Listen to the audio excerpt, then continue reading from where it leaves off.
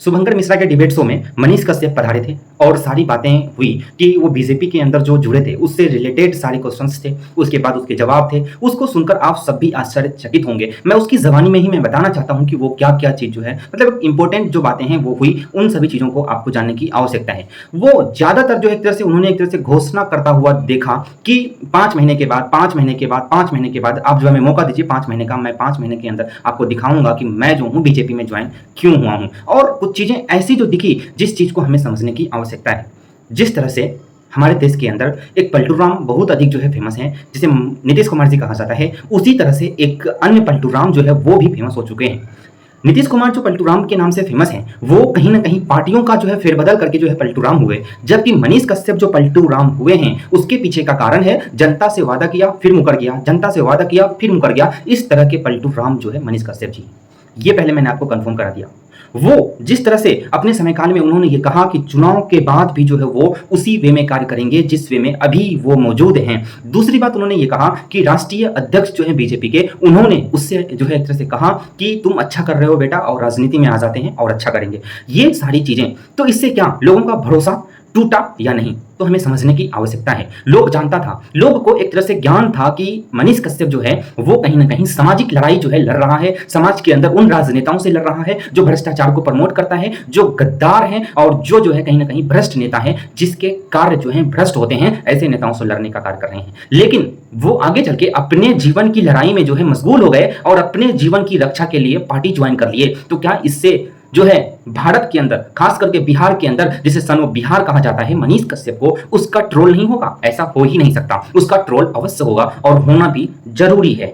इसलिए सबसे अधिक महत्वपूर्ण यह है कि भरोसा टूटा है। तो अब हमें यह जानने की आवश्यकता है कि वो जो भरोसा टूटा है जनता का, उसके लिए जो है मनीष कश्यप क्या कहते हैं। उसके लिए केवल यही कहते हैं 5 महीने के बाद, 5 महीने के बाद। चलिए ये चीज हम मान लेते हैं आपसे अक्टूबर में जो है आपकी बातों को, आपके अल्फाजों को, आपके द्वारा जो विचार कहे जाएंगे, आपके द्वारा जो जुबानें आपकी होंगी, उन सभी चीजों को हम रखने का कार्य करेंगे। उसके लिए हम भी 5 महीना इंतजार करेंगे। लेकिन जिस तरह से अभी के समय काल में वो अपने आप को और अपने पार्टी को, जिस तरह से बीजेपी में ज्वाइन हुए हैं, उस पार्टी को जितना अधिक जो है सहयोग एवं जो है बचाव करते हुए दिखे हैं, वो कहीं ना कहीं कारण बताता है एक तरह से कि मनीष कश्यप जो है क्या चीज है। वो बीजेपी ज्वाइन किए, ये उन्होंने एक तर्क दिया कि हम बीजेपी इसलिए ज्वाइन किए क्योंकि हमारे जो यशस्वी प्राइम मिनिस्टर हैं, जो मोदी जी हैं, वो दुनिया के सबसे लोकप्रिय नेता हैं। दूसरी बात उन्होंने बताया कि ये जो भारतीय जनता पार्टी है, ये सबसे बड़ी जो है लोकतांत्रिक पार्टी है। तीसरी बात उन्होंने बताया कि इस देश के अंदर जो है, खास करके बीजेपी के अंदर जो है टैलेंट का कदर होता है। चौथी बात उन्होंने बताया कि बीजेपी क्या है, एक चाय बेचने वाले व्यक्ति को भी प्राइम मिनिस्टर बना देता है। और पांचवी बात उन्होंने बताया कि देश के अंदर जो व्यवस्थाएं थी 2014 से पहले जो था, विदेशों के अंदर जो है भारत की वो अस्तित्व नहीं था, वो एक तरह से दायित्व नहीं था और वो जो है गर्व महसूस नहीं होता था विदेशों में। लेकिन वो चीज जो आज मोदी जी करके दिए हैं, भारतीयों को जो है विदेशों में गर्व होता है, वो जो है गर्व से कहते हैं I am came from India. ये महसूस कराने का कार्य मोदी जी किए, इसलिए हम जो है कहीं ना कहीं बीजेपी ज्वाइन करें, ये उसके द्वारा बताया गया। और जब ये पूछा गया कि बिहार के 5 काम गिनाइए, तो उन्होंने इसके पीछे भी कुछ चीजें बताई जो हमें जानने की आवश्यकता है। तो चलिए जानते हैं 5 काम जो है बिहार के अंदर क्या हुआ। उसको गिनाते गिनाते मनीष कश्यप जी के द्वारा ये कहा गया कि बिहार के अंदर जो है इलेक्ट्रिसिटी यानी कि बिजली का जो है मतलब एक बढ़िया स्रोत जो है बिहार के अंदर जो है मिला है और जो है इलेक्ट्रिसिटी जो है अच्छा खासा बिहार के जनता को मिल रहा है। दूसरी बात उन्होंने बताया कि रोड जो सिस्टम्स हैं वो बेहतर हुई है। तीसरी बात उन्होंने बताया कि पहले जो है अपहरण होता था जो अब कम हुआ है। चौथी बात उन्होंने बताया कि बूथ कैप्चरिंग की जो मामला थी वो भी बिहार के अंदर होती थी जो आज कम हुई है। पांचवी बात उन्होंने बताया कि गुंडागर्दी जो है समाप्त हुआ है। तो ये बात, उसके साथ साथ उन्होंने कहा कि दरभंगा में एयरपोर्ट खुला, एम्स खुला और फिर जो है 6+ जो इथेनॉल जो कंपनीज हैं उसके जो फैक्ट्रीज हैं वो कहीं ना कहीं भारत के अंदर जो है बिहार के अंदर रन कर रही है। तो ये जो है बहुत बड़ी उपलब्धि है, ऐसा उन्होंने कहा। तो इन सभी चीजों से क्या हमें देखने को मिलता है कि भारत के अंदर जो बिहार की जो गरीबी व्यवस्था है, उसके लिए बिहार के जो राजनीतिक जो व्यवस्था है, राजनीतिक जो प्रशासनिक व्यवस्था है, वो सुधार करने में सक्षम है।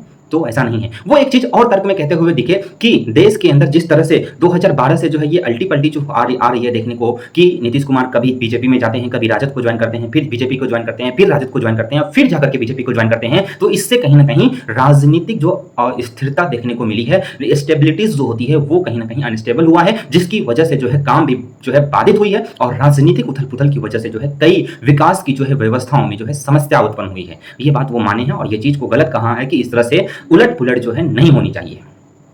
और उन्होंने ये बात कहा कि 9 वर्ष से जो है सुधार नहीं हुआ। जो समस्याएं आज भारत के अंदर, जो बिहार के अंदर हैं, वो जो है शिक्षा व्यवस्था में सुधार करने की आवश्यकता है, स्वास्थ्य व्यवस्था में सुधार करने की आवश्यकता है, पलायन को रोकने की आवश्यकता है। जिस तरह से ट्रेन में भर भर करके जो है मजदूर दिल्ली जाने का कार्य करते हैं, यूपी जाने का कार्य करते हैं, पंजाब जाने का कार्य करते हैं, महाराष्ट्र जाने का कार्य करते हैं, इन सभी चीज़ों से हमें जो है मतलब बिहार को जो है सुलझने की और जो है इन चीज़ों की जो समस्या है उससे सुलझाने की आवश्यकता है। चौथी बात उन्होंने कहा कि ये जो पुल टूटा है ये भी कहीं ना कहीं बिहार की छवि को एक तरह से धूमिल किया है, धूल में मिला डाला है, जिसकी वजह से बिहार की जो छवि थी वो बर्बाद हुई है। इससे भी हमें जो है सुलझने की आवश्यकता है। छोटे छोटे पांचवी बात उन्होंने कहा कि जो छोटे छोटे जो ग्राउंड लेवल पर जो अधिकारी होते हैं, कर्मचारी होते हैं, वो जो भ्रष्टाचार कर रहे हैं, इसकी वजह से भी जो है भारत के अंदर, खास करके बिहार के अंदर जो भ्रष्टाचार का रेशियोज हैं वो बढ़ता हुआ दिख रहा है। तो इन सारी समस्याओं को सुलझाने का कार्य जो है हम करेंगे, आप हमें केवल 5 मंथ का समय दीजिए।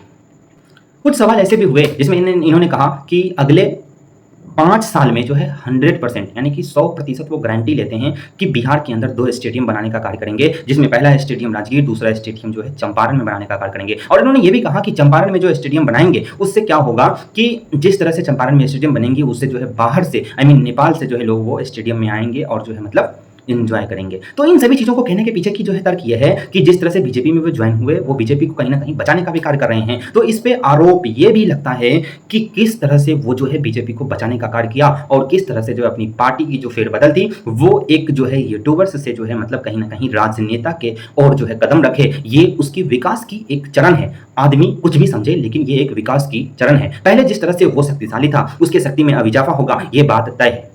अंत में जाकर के मनीष कश्यप ये कहते हैं कि मीडिया को जो है वो कहीं ना कहीं जनपक्ष होना चाहिए।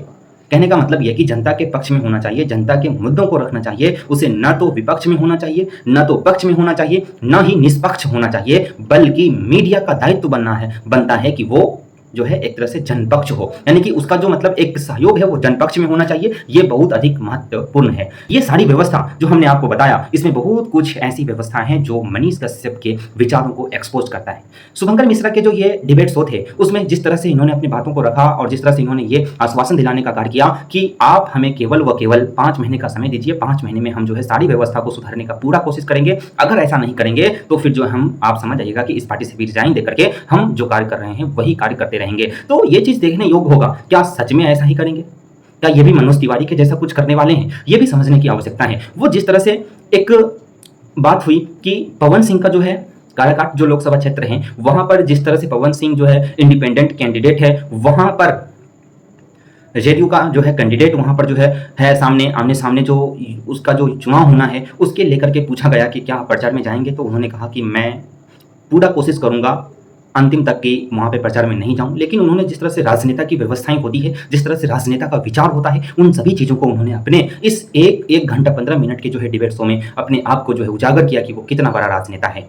ये चीज हमें आपको और खास करके उन लोगों को समझने की आवश्यकता है जो लोगों पर जो है अंधाधुंध आंख मुंद करके विश्वास कर लेते हैं। ऐसे लोग अधिक बेवकूफ होते हैं और ऐसे लोगों को जागरूक करना हमारा दायित्व बनता है। तो आप लोगों को मैं एक बात और बताना चाहता हूं कि अगर राजनीति में ही मनीष कश्यप को आना था तो वो स्वयं इंडिपेंडेंट भी आ सकते थे और स्वयं का पार्टी भी बना सकते थे। जिस तरह से बिहार के अंदर आपने सुना होगा कि प्रशांत किशोर का पार्टी है, प्रशांत किशोर का जो जनसुराज है वो जिस तरह से कार्य कर रहे हैं, जन संपर्क बना रहे हैं, जनता को जागरूक कर रहे हैं, इस प्रकार का कार्य जो है मनीष कश्यप भी कर सकते थे अपना स्वयं का पार्टी बना करके। उसे फंडिंग की भी कमी नहीं होती। हमारे जैसे बहुत से लोग ऐसे हैं जो उसे फंडिंग भी देते और चुनाव लड़ने के लिए भी, पार्टी बनाने के लिए भी, पार्टी में खर्चा जितनी चीजें होती है उन सभी चीजों को मतलब एक तरह से मेंटेन करने के लिए लाखों में लोग हैं जो उसे फंडिंग करते। लेकिन उसे ये चीज अच्छा नहीं लगा, उसे शायद करोड़ों अरबों खरबों में खेलना था, इस वजह से ये लाखों के फंडा में वो नहीं रहना चाहा और यही कारण है कि उसे जो है पार्टी में जुड़ने के लिए मजबूर होना पड़ा और आखिरकार जो है वो पार्टी में जुड़ा। तो इससे हम ये बात करते हैं कि ये जो पार्टी में जुड़ा है इससे लोकसभा क्षेत्र के अंदर क्या प्रभाव पड़ने वाला है। लोकसभा क्षेत्र के अंदर सबसे पहला प्रभाव ये पड़ेगा कि बिहार के अंदर के जो युवा हैं वो कहीं ना कहीं मनीष कश्यप को अच्छा खासा फॉलो करते थे। बहुत सारे लोग, ऐसा नहीं है कि केवल युवा ही, बल्कि वृद्ध लोग भी और जो जागरूक लोग हैं वो कहीं ना कहीं मनीष कश्यप को बेहतर मानते थे, लेकिन अब नहीं। तो उन सभी का जो है एक तरह से सहयोग लेने के लिए बीजेपी भी जो है एक तरह से मील स्टोन जो है माना मनीष कश्यप को कि इसको अगर हम अपनी पार्टी में ज्वाइन करते हैं, जिस तरह से अभी लोकसभा का जो चुनाव है उसमें जिस तरह से मतलब माहौल बिगड़ा हुआ है, उन चीजों में अपना स्वयं का स्वार्थ देखा और फिर जो है बीजेपी ने एक तरह से मनीष कश्यप को पार्टी के अंदर ज्वाइन किया और इससे वो चाहते ये हैं कि मनीष कश्यप के जो वोटर्स हैं, चाहे बिहार के अंदर उसके 5% भी वोटर्स क्यों ना हो, वो अगर उसके समर्थन में आते हैं तो ये अभी के समय काल में, अभी के परिस्थिति के हिसाब से बहुत बड़ा उपलब्धि होने वाला है। तो इन सभी चीज़ों को वो समझ ना पाए मनीष भैया, शायद इस वजह से वो जो है कहीं ना कहीं बीजेपी में ज्वाइन हुए, या फिर वो समझ गए कुछ मतलब डील्स हुई होंगी कि मुझे समर्थन कर दो, आएंगे सरकार में तो कुछ चीज़ें दे देंगे, ये कराने देंगे, वो कराने देंगे। ये सारी चीज़ें जो है मतलब चुनाव के बाद ही देखने को मिलेगा कि असलियत क्या था ज्वाइन होने का, मतलब बीजेपी में ज्वाइन होने का मनीष कश्यप का क्या मकसद था। इन सभी चीज़ों को हम जो है समझेंगे। ये एपिसोड 1 रहने देते हैं, इस पे जो है अपडेट करेंगे कब, जब अक्टूबर का मंथ आएगा तब इसमें अपडेट जरूर करेंगे और देखेंगे कि क्या सच में मनीष कश्यप कुछ खास करने के लिए ही बीजेपी ज्वाइन हुए थे, या फिर अपना स्वयं का कुछ खास करने के लिए बीजेपी में ज्वाइन हुए थे। समाज के लिए क्या सच में वो कुछ करना चाहते थे इसलिए बीजेपी में ज्वाइन हुए थे, और करना भी चाहते थे तो कर रहे हैं, या फिर केवल अपना स्वयं का विकास करना चाहते थे इसलिए वो जो है बीजेपी में ज्वाइन हुए हैं और उसी के आगे पीछे जो है कार्य कर रहे हैं। इन सभी चीजों को समझेंगे। तो धन्यवाद, चलते हैं।